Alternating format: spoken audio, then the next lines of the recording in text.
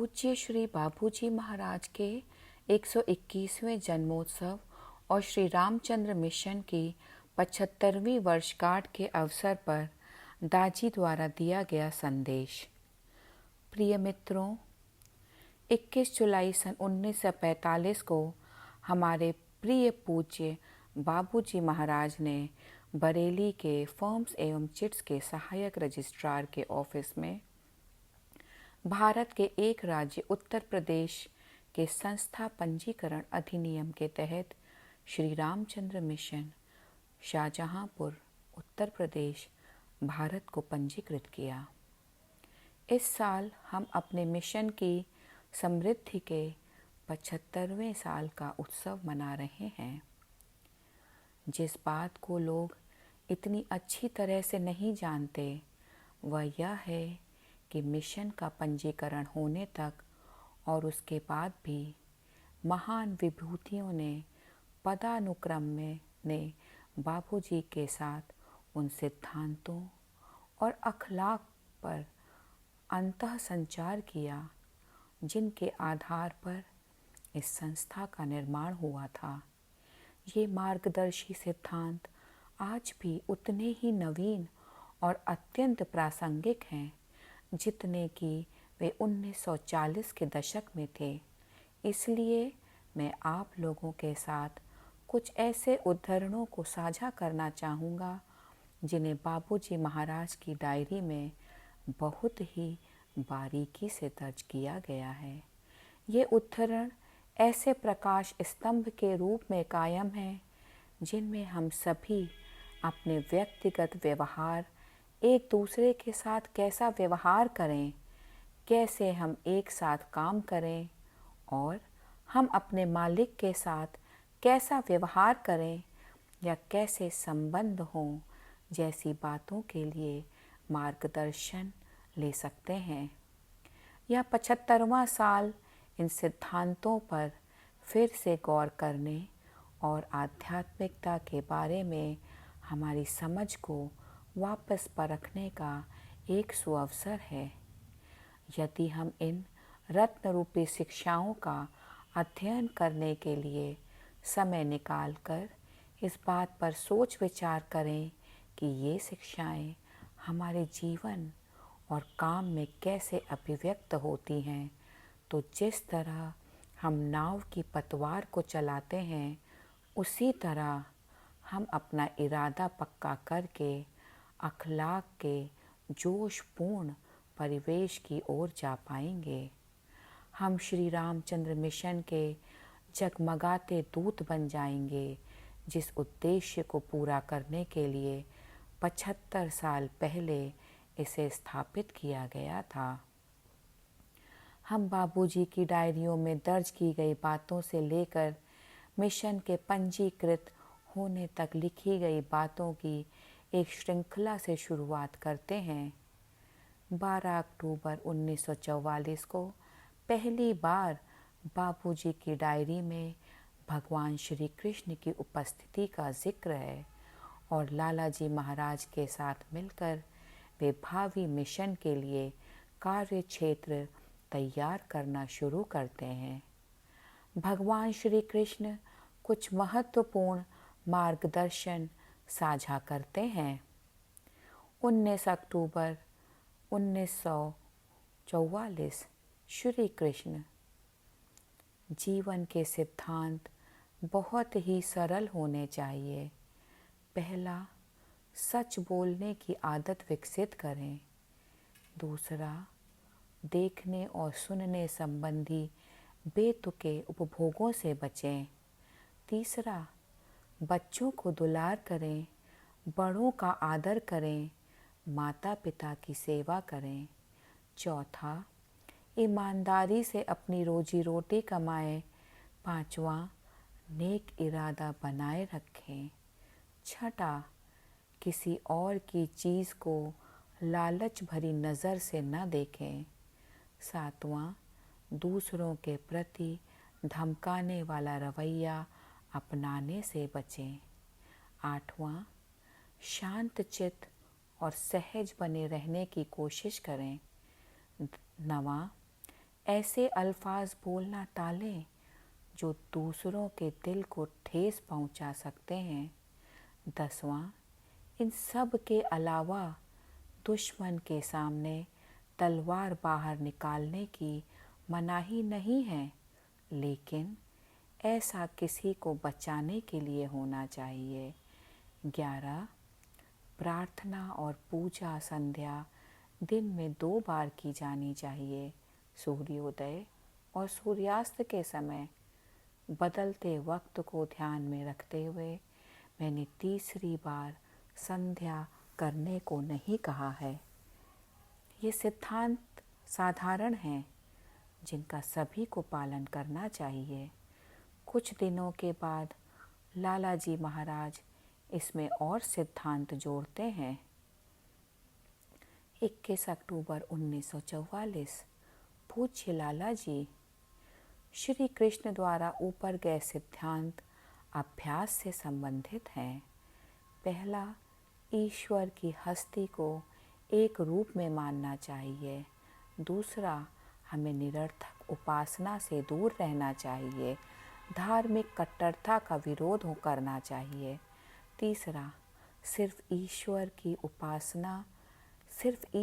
ही उपासना के योग्य है और इसलिए सिर्फ ईश्वर की ही उपासना की जानी चाहिए। चौथा, गुरु का सम्मान करना चाहिए। 5वां, ऐसे सिद्धांतों को अपनाना चाहिए जिनसे दूसरों को लाभ हो सकता है। 6, हमारा रहन सहन इतना सरल बन जाना चाहिए कि उसे देखने पर लोगों के मन में नेक ख्याली का विचार आए। 7वां, मैं हमेशा से और यहाँ तक कि अब भी मूर्ति पूजा के खिलाफ हूँ। इसकी ठोसता दिल को बिगाड़ देती है। या प्रतिज्ञा दीक्षा लेते समय करना चाहिए। मूर्ति पूजा सख्त वर्जित है। 8वां, ये सभी मानवीय शिष्टाचार के सिद्धांत है जिनका पालन करना अनिवार्य है। और इसके कुछ दिनों बाद लालाजी महाराज ये मूलभूत सिद्धांत बाबूजी को लिखवाते हैं। वे चाहते हैं कि सभी जिज्ञासु इनका पालन करें। 24 अक्टूबर 1944। पूज्य लाला जी, हमारी पद्धति में श्रद्धा पर बहुत जोर दिया जाता है। यह पहली सीढ़ी है। इसे और सुदृढ़ करना हर अभ्यासी का फर्ज है। इसके बिना अच्छा लाभ नहीं मिलता है। दूसरा, जिज्ञासुओं को पहले अपने दिल में यह निश्चित करना होगा कि इस अभ्यास से उनको लाभ होगा और यह बात अनुभव से साबित हो जाएगी। उसके बाद श्रद्धा को सुदृढ़ करने की ओर प्रवृत्त हों। अपने गुरु के आदेशों को मानना अपना फर्ज समझें। तीसरा, जिज्ञासुओं को यह समझने की ज़रूरत है कि उनके साथ जो किया जा रहा है वह कोई सम्मोहन विद्या नहीं है, बल्कि यह तो परम तत्व से जुड़ने का एक तरीका है। और यही मुख्य बात है। जब तक कि जिज्ञासु अपने दिलों में अच्छी तरह से निश्चिंत नहीं हो जाते और अपने मार्गदर्शक पर उन्हें पूरा भरोसा ना हो जाए, तब तक किसी गुरु या पद्धति को स्वीकार करने की कोई ज़रूरत नहीं है। चौथा, चरित्र पर ध्यान देना मुख्य बात है और ब्रह्मचर्य भी अत्यंत आवश्यक होता है। यही भक्ति का मार्ग है और इसके साथ साथ जो कुछ भी प्राप्त हो जाए। इस मिशन का पंजीकरण 21 जुलाई 1945 को हुआ था। तब तक कई महान विभूतियों ने बाबूजी के साथ अंतः संचार करना और उन्हें अपना सहयोग देना शुरू कर दिया था। उनमें से एक, जिन्हें श्री रामचंद्र मिशन की स्थापना में एक अहम भूमिका निभानी थी, वे थे स्वामी विवेकानंद, जिनकी उपस्थिति 1 दिसंबर 1944 को पहली बार दर्ज की गई थी। मिशन के पंजीकरण के ठीक 2 दिन बाद स्वामी जी की भूमिका स्पष्ट हो गई। 23 जुलाई 1945 स्वामी विवेकानंद। इस मिशन के कार्यकर्ताओं के लिए मेरी हार्दिक अनुकंपा और मेरे आशीर्वाद स्वीकार करो। यह सर्वोच्च परम सत्ता विधाता की इच्छा ही है कि ऐसी संस्था स्थायी रूप से चलती रहे जो कि मानवीय मस्तिष्क की उपज न हो। मैंने जो योजना बताई है वह दिव्य है। हो सकता है कुछ बातों पर मतभेद हो, लेकिन इनका इस संस्था पर कोई प्रभाव नहीं पड़ेगा। मेरा मार्गदर्शन हर समय रहेगा। यह सर्वोच्च परम सत्ता विधाता की इच्छा ही है कि ऐसी संस्था स्थायी रूप से चलती रहे जो कि मानवीय मस्तिष्क की उपज ना हो। मैंने जो योजना बताई है वह दिव्य है। कृपया इस बात के महत्व पर ध्यान दें। श्री रामचंद्र मिशन स्पष्ट रूप से किसी वैद्य संस्था से अधिक है और इसके अध्यक्ष एक कार्यकारी पदाधिकारी से कहीं अधिक हैं। यहाँ हम एक दिव्य विभूति के बारे में बात कर रहे हैं जो कि ईश्वर का उपहार है और एक ऐसे मार्ग के बारे में बात कर रहा है जो आगे जाकर मानव जाति को प्रकाश की ओर ले जाने वाला है। कुछ हफ्तों बाद लालाजी महाराज हमारे मिशन की कार्य प्रणाली के बारे में कुछ मार्गदर्शन देते हैं। 17 अगस्त 1945। पूज्य लाला जी, मैं जिस बात पर जोर देना चाहता हूँ वह यह है कि अब जब कि यह मिशन एक पंजीकृत संस्था है तो इसे काम करना शुरू कर देना चाहिए। पहला, काम करने के लिए युवा और काबिल लोगों का चयन किया जाना चाहिए। दूसरा, आध्यात्मिक संस्था में उम्र का कोई लिहाज नहीं होना चाहिए। कोई भी इंसान जो काम करने के काबिल हो उससे काम लिया जा सकता है। उन्हें काम देकर बिना किसी खिलवाड़ के एक जैसा काम करने दिया जा सकता है। तीसरा, अपने बीच काम को बांट लें। तुम सभी को सिद्धांतों के अनुसार काम करना होगा। चौथा, हर काम में एक दूसरे की मदद करें। यदि किसी के काम में ढिलाई देखो तो उनकी जगह खुद उस काम को कर दो। और पांचवा, आप में से जिन लोगों के पास अतिरिक्त समय है वे ज़्यादा काम कर सकते हैं। आपसी प्रेम को कायम रखा जाना चाहिए। छोटे बड़े का कोई ख्याल नहीं होना चाहिए। इस बात को मेरे उदाहरण से समझें। मैं अपनी संस्था में वाद विवाद की अनुमति नहीं देता हूँ और ना ही मैं छोटी छोटी बातों पर दिल शिकनी पसंद करता हूँ। यह सब काम मेरा है। सारा काम इसी भाव के साथ करें। यदि कोई चर्चा की बात आए तो मेरी सलाह ली जाए और उस मामले में मेरा आदेश ही अंतिम होगा। इसके बाद स्वामी विवेकानंद जारी रखते हैं। स्वामी विवेकानंद, मैं इस बारे में सख्त हूँ। मैं चाहता हूँ कि यह मिशन शांतिपूर्वक और सुचारू रूप से चले। यहाँ क्रोधपूर्ण जोश की बिल्कुल भी ज़रूरत नहीं है। हम तुम्हें किसी युद्ध भूमि के लिए तैयार नहीं कर रहे हैं। मैं रामचंद्र की स्थिति जानता हूँ। उसके स्वभाव में अधिक दयालुता है और उसने इसे अपने गुरु से विरासत में पाया है। यह संस्था सहनशीलता की मजबूत नींव पर खड़ी हो सकती है।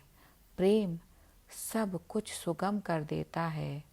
सबसे पहली बात है अपने सरल स्वभाव और आचरण से अपने भाइयों को आकर्षित करना।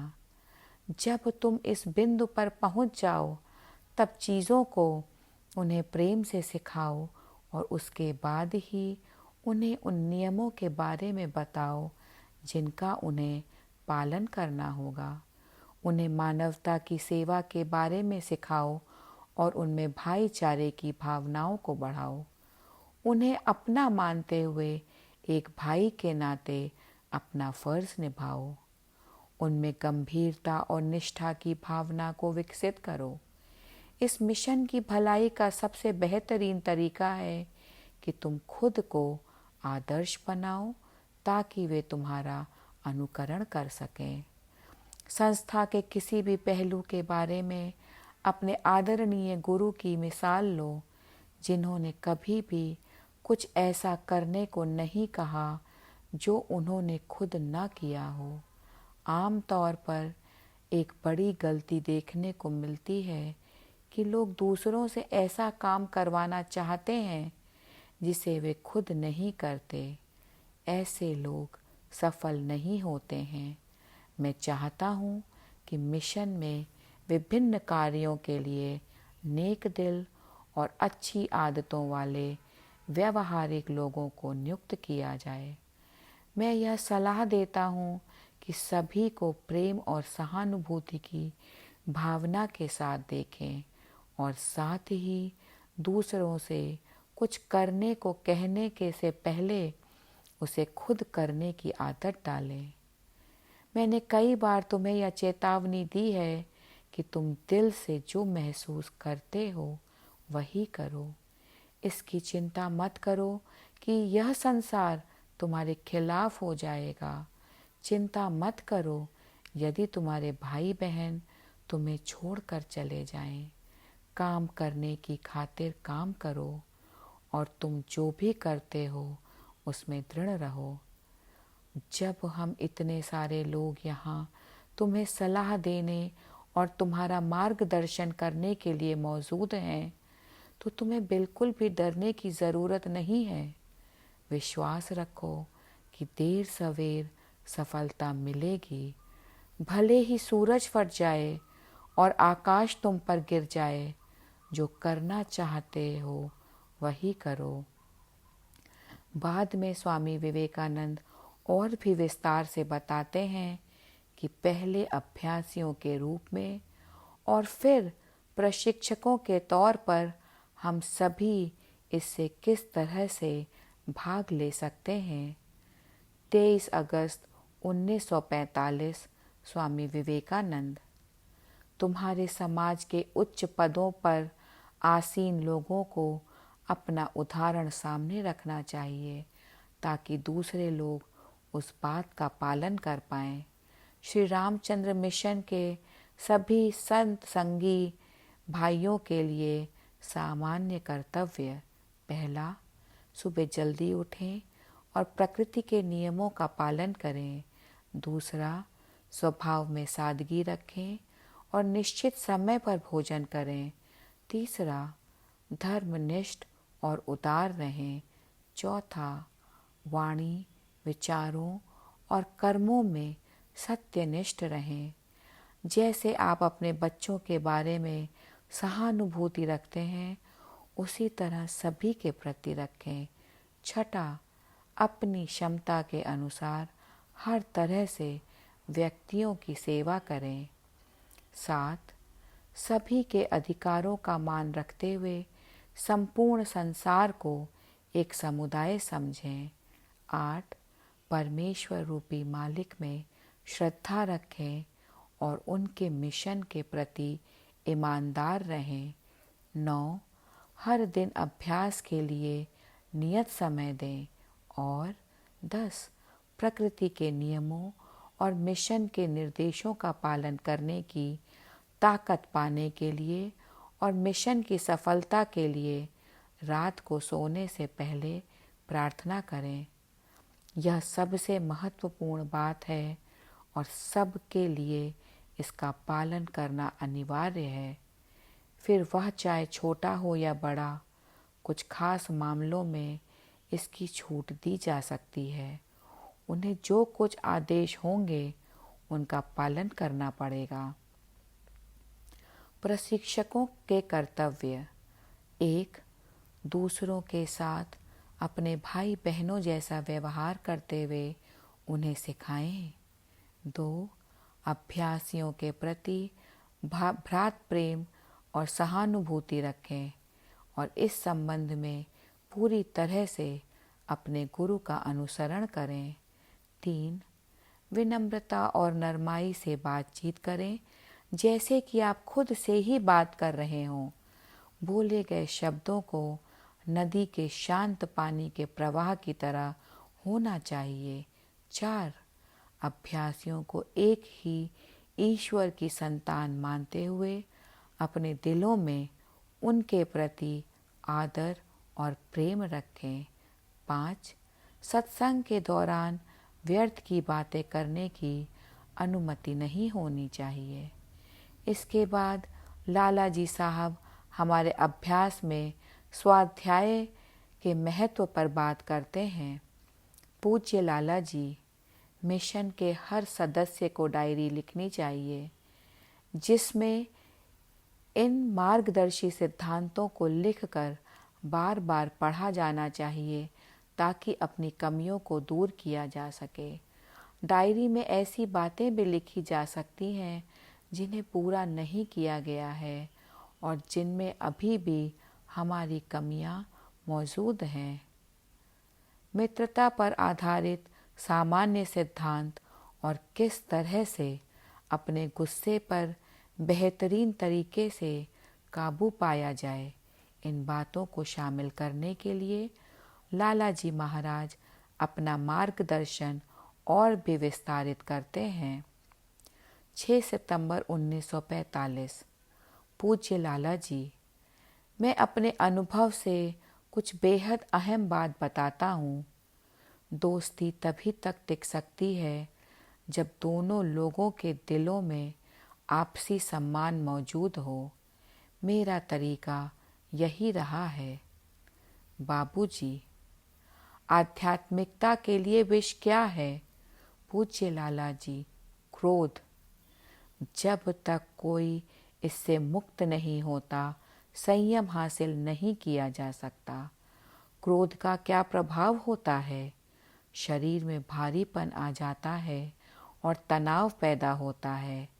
इसके परिणाम स्वरूप आध्यात्मिकता का मुक्त और उदात्त प्रवाह भीतर जाकर शरीर में प्रवाहित नहीं हो पाता और विचार खुद को बोझिल करने वाले भार से मुक्त नहीं हो पाता।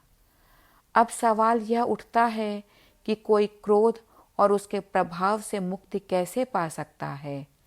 इसका नुस्खा यहाँ दिया है। हमें खुद को अपने मालिक का एक विनम्र और श्रद्धापूर्ण सेवक समझना चाहिए। हमारे लिए यह बात भरोसे और पूर्ण विश्वास की हो जानी चाहिए और हमें इसका अभ्यास करते रहना चाहिए ताकि हम उनके विनम्रता और सेवा के भाव को अपनी पूरी संरचना में ला सकें। फिर बाद में वे कुछ और सामान्य सिद्धांतों को साझा करते हैं, जैसे कि हमें अपना जीवन कैसे जीना चाहिए।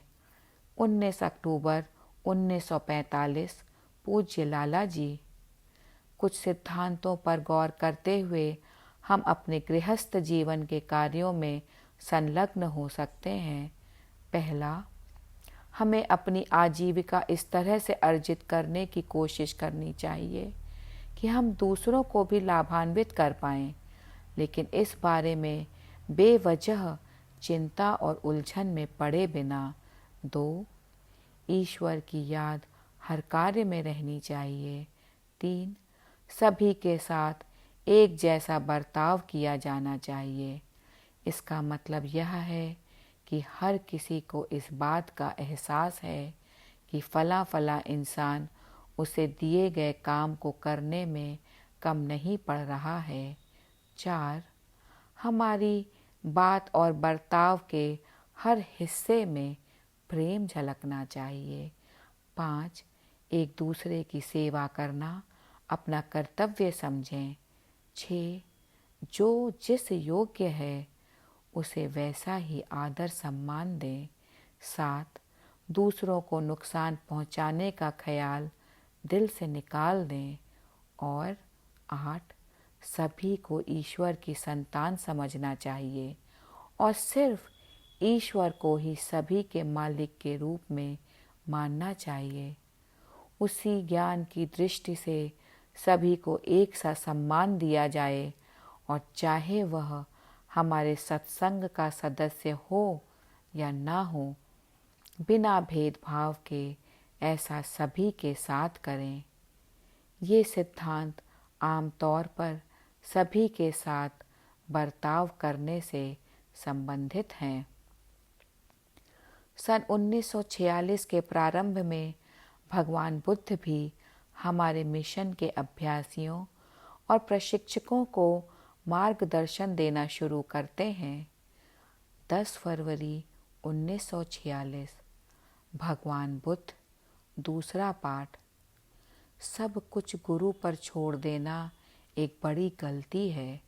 सच पूछो तो उनके लिए सिर्फ यही काम नहीं है, और खास करके रामचंद्र जैसी महान विभूति के लिए यह अनिवार्य हो जाता है कि ऐसे इंसान को आराम दिया जाए ताकि उसके दिल व दिमाग को चैन मिले और वह इतनी मेहनत सिर्फ ईश्वरीय काम के में करे सके।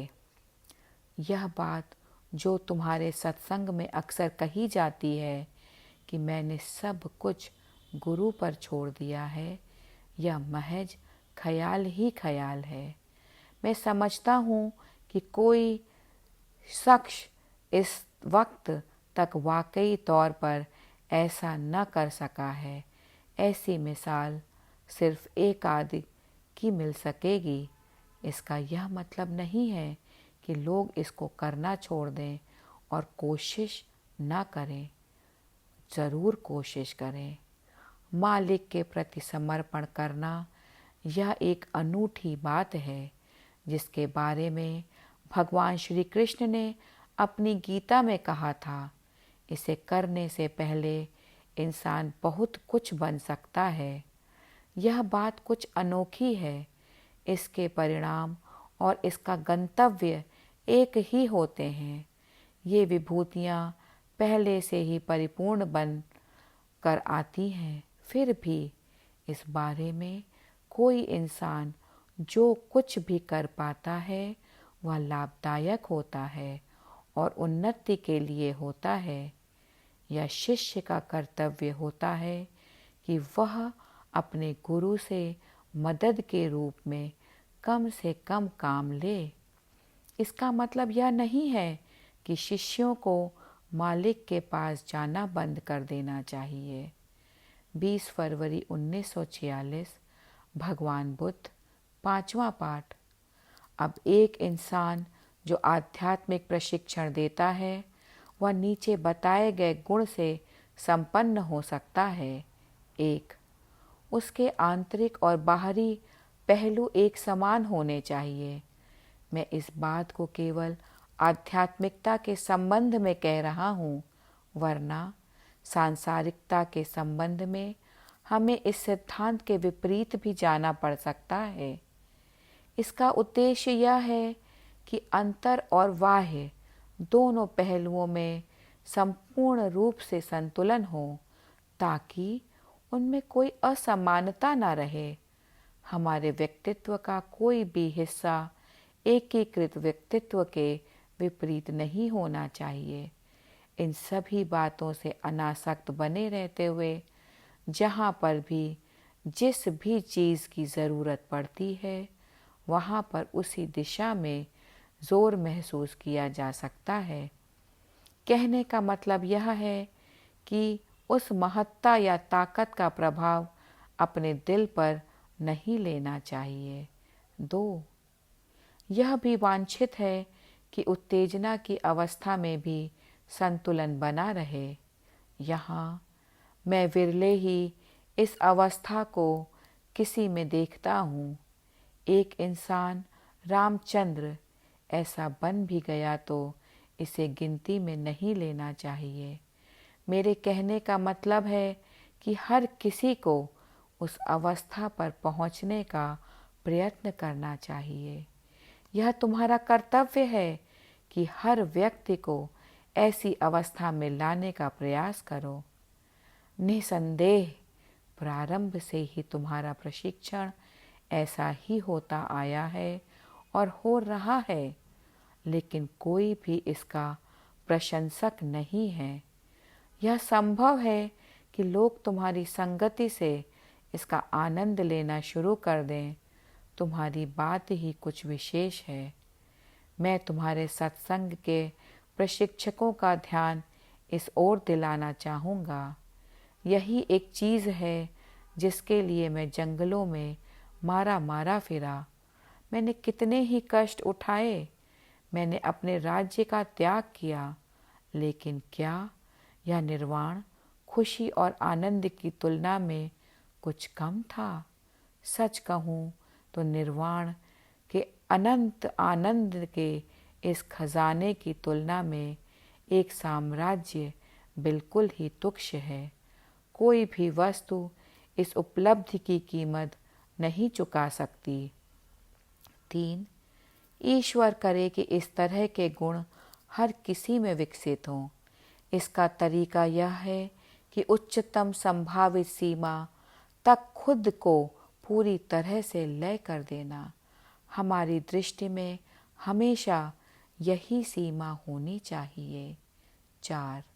हालांकि ऐसा विचार नहीं आना चाहिए, ना ही ऐसा प्रतीत होना चाहिए कि हमने इतनी ज़्यादा प्रगति कर ली है। 5. अपने भीतर कोई भी बाधा या अवरोध नहीं होना चाहिए और स्वयं पर निगरानी रखें। 6. किसी को ऐसा लग सकता है कि वह चांद की रोशनी की तरह निखरा हुआ और शीतल है, फिर भी इस बात को पर्याप्त रूप से समझाना असंभव बना रहता है। क्या कोई ऐसा रणबांकुरा है जो खुद में इस शीतलता को ला पाए? अफसोस, जो चीज़ तुम्हारे पास उपलब्ध है, यदि मुझे अपने जीवन में मिली होती तो मुझे जंगलों की धूल नहीं छाननी पड़ती। क्या तुम इस समय को किसी साधारण समय की तरह समझते हो? क्या तुम्हें लगता है कि यह समय फिर से आएगा? कहीं ऐसा ना हो कि रामचंद्र यह सारी असीम आध्यात्मिक संपदा को अपने साथ ही लेकर चला जाए। और फिर सन 1947 में बाबूजी का अंतः संचार स्वामी विवेकानंद के साथ हुआ, जिसमें वे हमें एक रस्सी के रेशों की तरह बनने को कहते हैं। 23 अगस्त 1947। स्वामी विवेकानंद। मैं एक प्रेक्षक के रूप में यहाँ मिशन की इस महत्वपूर्ण सभा में उपस्थित हूँ, जिस पर इस संस्था का भविष्य निर्भर करता है। मैं चाहता हूँ कि यह मिशन सुचारू रूप से कार्य करे। मैं नहीं चाहता कि किसी भी अवस्था में आपसी द्वेष की स्थिति हो। आप सभी को एक समान निमित्त के लिए एकजुट होकर एक साथ आना चाहिए। खुद को एक रस्सी के रेशों की तरह बना लें। इसका भविष्य आप पर निर्भर करता है। मैंने अपने मिशन को अकेले ही स्थापित किया था और उसके परिणाम देखे जा सकते हैं। इसने विश्व भर से समर्थन प्राप्त किया है।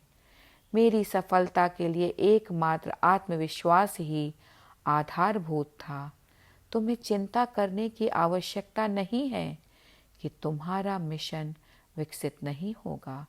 जो शब्द मैंने रामेश्वरम में कहे थे वे सच साबित होंगे। मेरे मालिक आप सभी पर आशीर्वाद बरसा रहे हैं। यदि तुम्हारा मिशन विकसित होता है तो सच में यह मेरी सफलता होगी। अब यही मेरा मिशन है। तुम्हारे देहांत के बाद लोगों को इसके बारे में पता चलेगा। अब मैं सिर्फ इसी क्षेत्र में काम करता हूँ और इसी तरह ही कई सारे संत भी।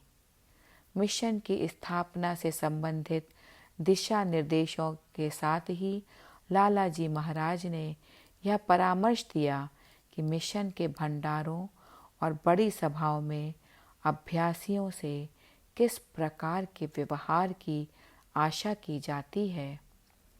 31 जुलाई सन 1944।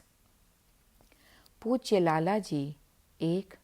सभी लोगों के बीच आपसी आदर होना चाहिए। 2. ऊंच नीच का कोई भेदभाव नहीं होना चाहिए। 3. सभी को ऐसा समझना चाहिए कि वे एक ही माता पिता की संतान हैं। 4. ऐसा कुछ नहीं होना चाहिए जो दूसरों को पसंद ना हो। 5. अनुपयुक्त व्यवहार से बचें। 6. अपने मन को एकाग्रचित्त रखें। 7. बेकार की चर्चा में कोई रुचि ना रखें, सिर्फ जो बातें ज़रूरी हों वे पूछें। 8. भंडारे का असली उद्देश्य है उस विभूति की याद को ताज़ा करना जिसके स्मरण में उत्सव मनाया जा रहा है। 9. अन्य संस्थाओं के गुरु और शिष्यों के बीच कोई भेदभाव नहीं होना चाहिए। 10. सभी जगह पर फैज़ की वर्षा एक समान होनी चाहिए। इन सभी उद्धरणों से हम क्या आत्मसात कर सकते हैं? इनमें स्पष्ट निर्देशों के साथ साथ सूक्ष्मतर संकेत भरे पड़े हैं।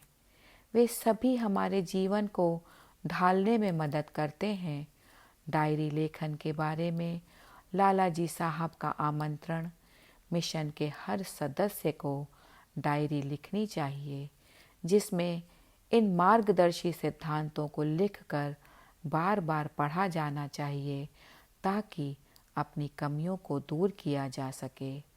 डायरी में ऐसी बातें भी लिखी जा सकती हैं जिन्हें पूरा नहीं किया गया हो और जिनमें अभी भी हमारी कमियां मौजूद हों। विशेष रूप से ध्यान देने योग्य है। स्वाध्याय। यह नियम के 5 स्तंभों में से एक है जो अष्टांग योग में चरित्र को उदात्त बनाने का एक अंग होता है। स्वाध्याय का अर्थ है स्व का अध्ययन।